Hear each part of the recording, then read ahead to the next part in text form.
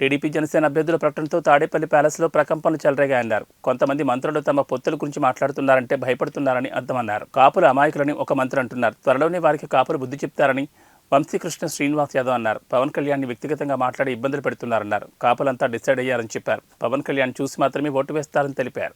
రాష్ట్రంలో ఇలాంటి బెదిరింపు కాల్స్ సహజం. ఇక్కడ ఎలాంటి ప్రభుత్వం నడుస్తూ ఉంది, దౌర్జన్యాలు లేకపోతే బెదిరింపులతో నడవాలనుకుంటే ఏది కూడా నడవు. ఎవరు కూడా భయపడరు. ఆ రోజులు పోయాయి. ఈ రాష్ట్రంలో ప్రతి ఒక్కరు కూడా ఆర్థికంగా సామాజికంగా ఎదిగారు. ప్రతి ఒక్కరు కూడా చాలా హ్యాపీగా ఉన్నారు. ఒకప్పుడు రౌడీజం దౌర్జన్యాలతో బతికే రోజులు పోయాయి. మీ వెనక అలా చేసే రోజులు కూడా పోయాయి. కాబట్టి ఇప్పుడు అందరూ కూడా చాలా హ్యాపీగా ఉన్నారు. దయచేసి ఈ బెదిరింపులకు భయపడతారనో అది అనుకోవడం చాలా పడతాం. సార్ మీకు ఫస్ట్ లిస్ట్లో మహిళలకు ఎన్ని సీట్లు వస్తున్నాయి అది నా స్థాయిలో చెప్పేది కాదు. అది పవన్ కళ్యాణ్ గారు, చంద్రబాబు నాయుడు గారు కూర్చొని డిసైడ్ చేస్తారు తప్ప అది నా స్థాయిలో జరిగేది కావు. నేను ఎక్కడి నుంచి పోటీ చేస్తున్నానది పవన్ కళ్యాణ్ గారు ఎక్కడి నుంచి పోటీ చేయమంటే అక్కడి నుంచి నేను పోటీ చేస్తాను. ఈ పార్లమెంట్లో 7 నియోజకవర్గాల్లో నేను ఎక్కడి నుంచి అయినా పోటీ చేయగలనని క్లియర్గా గతంలో చెప్పాను, ఇప్పుడు చెప్తున్నా. 7 నియోజకవర్గాలు ఎక్కడికి వెళ్ళమన్నా వెళ్తాను.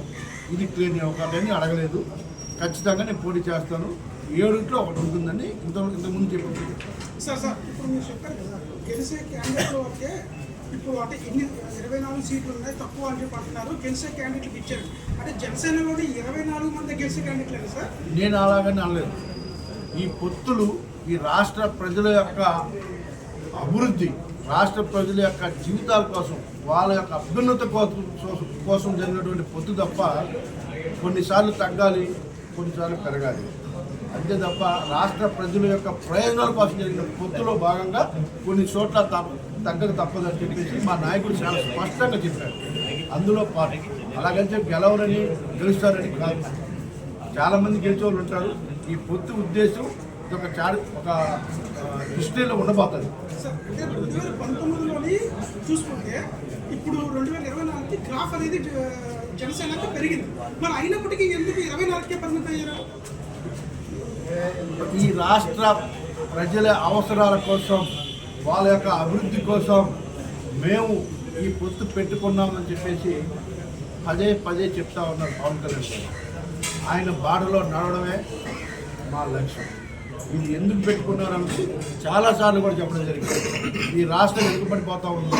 ఈ రాష్ట్ర అభివృద్ధి కోసం, ఈ రాష్ట్ర ప్రజల కోసం మేము పొత్తు పెట్టుకున్నాం తప్ప ఇంకొకటి కారణం కాదు. మీరు అనుకున్నట్టుగా పవన్ కళ్యాణ్ గారు మీరు అందరూ ఏదో డబ్బుల కోసం ప్యాకేజ్ స్టార్ అని ఆ స్టార్ అనుకుంటా ఉన్నారు. ఆయన వ్యక్తిగత జీవితం, ఆయన జీవితం గురించి తెలిసిన వాళ్ళు ఎవరికి కూడా ఆ విధంగా ఆలోచన చేయరు. అలాంటి ఆలోచన రాదు. ఆయన ₹1 ఆశపడి కానీ ₹1 డబ్బులు తీసుకోవడం కానీ ఇలాంటి చాలా దూరం. మీరందరూ ఏదో ఉంచుకుంటారు చాలామంది చెప్పి మాట్లాడు. అసలు అలాంటి వ్యక్తిత్వం కాదు. ఆయన ఉన్నతమైనటువంటి భావాలు కలిగిన వ్యక్తి. మీరు రానున్న రోజుల్లో ఆయన వ్యక్తిత్వాన్ని గురించి చూస్తారు. సింగిల్ గా పోటీ చేయడం వల్ల రాష్ట్రానికి ఏం చేయలేదు సార్. నీ యదవ తెలివితేటలు ఒకసారి వాడేవు అయిపోయి ఈ తెలివితేటలు ఆపేయి. ఇప్పటికైనా దయచేసి ఎవరి పన్ను చూసుకోవాలి తప్ప విశాఖపట్నం పిచ్చిగా మాట్లాడితే ఎవడెక్కడ ఖాళీగా లేడు, చేతులు కట్టుకుని ఎవరు లేడు. మాటకు మాట, దెబ్బకు దెబ్బ సమాధానం చెప్తాం. పవన్ కళ్యాణ్ గారిని టచ్ చేస్తే, వ్యక్తిగత జీవితాల గురించి మాట్లాడితే ఎవరు కూడా ఊరుకోం. మాటకు మాట, దెబ్బకు దెబ్బ ఇస్తామని చెప్పేసి తెలియజేస్తా ఉన్నాం. ఆయన గొప్పల కోసం, ఆయన ఇది కోసం మీరు మాట్లాడితే మీ ఇంట్లో మాట్లాడుకోండి తప్ప రోడ్ల మీదకి వచ్చి ప్రెస్ మీట్లు పెట్టి మీ నోటికి వచ్చిన మాటతో మాత్రం ఊరుకునేది లేదని చెప్పేసి హెచ్చరిస్తూ ఉన్నాం.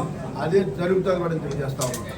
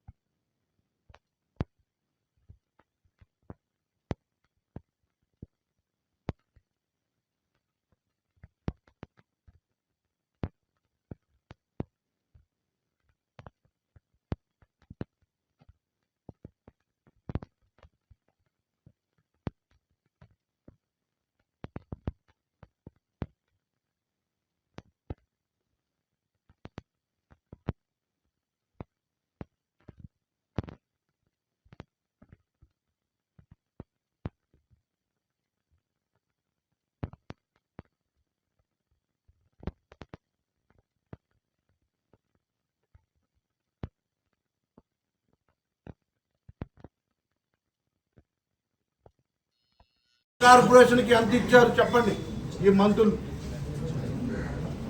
ఏ కార్పొరేషన్కి ఎంత డబ్బులు ఇచ్చారు?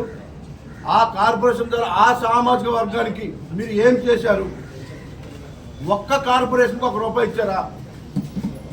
అసలు ఆ కార్పొరేషన్ చైర్మన్ల పాపము ప్రజలకు వస్తున్నారా? భయపడి వాళ్ళు ప్రజలకు రావట్లేదు. మాకు కార్పొరేషన్ చైర్మన్ అయితే ఇచ్చారు కానీ మాకు ₹1 కూడా ఇవ్వలేదు. మేము ఏం చేయాలి? మా రాజకీయ జీవితాలు కూడా పాడైపోతూ ఉంది. మరి మాకెందుకు ఇచ్చినట్టు? మా సామాజికం ఎదురు చూస్తూ ఉన్నారు. యువతకి ఉపాధి కల్పన కావాలి. ఏదో కార్లు పెట్టుకుంటాం, లేకపోతే ఏదో షాపులు పెట్టుకుంటాం, ఏదైనా చేసుకుంటాం, ₹1 కూడా ఇవ్వలేదు. మరి ఈ కార్పొరేషన్ ఎందుకు పెట్టినట్టు అని చెప్పేసి వాళ్ళు అడుగుతూ ఉన్నారు. ఈ మాట్లాడే మంత్రులు వాళ్ళ గురించి అడగండి. ఎస్సీ కార్పొరేషన్కి ఎంత డబ్బులు ఇచ్చారో అడగండి. బీసీ కార్పొరేషన్కి ఏమైనా ₹1 ఇచ్చారో అడగండి. అవన్నీ వదిలేసి ఏదేదో మాట్లాడుతూ ఉన్నారు. మీకు ఇప్పటికన్నా బుద్ధి లేకపోతే సరే, మేము బీసీలకు అంత చేశాం ఇంత చేశాం అన్నారు. నిన్న ఒక మంత్రి గారు ఇక్కడ యాదవ్ కార్పొరేషన్ బిల్డింగు ఓపెనింగ్కి వచ్చారు. వచ్చి మేము యాదవులకు అది చేసాం, యాదవులకు ఇది చేసాం, బీసీలకు అది చేసాం అంటూ ఉన్నారు. మరి యాదవులకు అది చేసి ఇది చేస్తే పార్టీ నుంచి ముఖ్యంగా ఉన్న నాయకులు అలా పార్వసాద్ గారు ఎందుకు వెళ్ళిపోతున్నారు? జంగా కృష్ణమూర్తి గారు ఎందుకు వెళ్ళిపోతున్నారు? ఉన్న నాయకులందరూ ఎందుకు వెళ్ళిపోతున్నారు? ఇప్పుడు ఉన్న వాళ్ళందరూ కూడా వాళ్ళు రెండోసారి పోటీ చేస్తే స్ట్రాంగ్ అవుతారు. ఎస్సీ ఎస్టీ సోదరులకి 2 సార్లు ఒకే చోట అవకాశం ఇస్తే వాళ్ళు స్ట్రాంగ్ అయిపోతారని వాళ్ళందరూ కూడా మార్చేస్తూ ఉన్నారు. ఇప్పుడు నేను అడుగుతా ఉన్నా, ఎక్కడైతే యాదవులకి మీరు ఎమ్మెల్యే సీట్లు ఇచ్చారో అక్కడ ఒక చోట కూడా గెలిచే అవకాశం లేదు. ఒక్క చోట కూడా గెలిచే అవకాశం లేదు. అందుకే మీరు సీట్లు ఇచ్చారు. గెలిచే అవకాశం లేదు కాబట్టి మీరు సీట్లు ఇచ్చారు.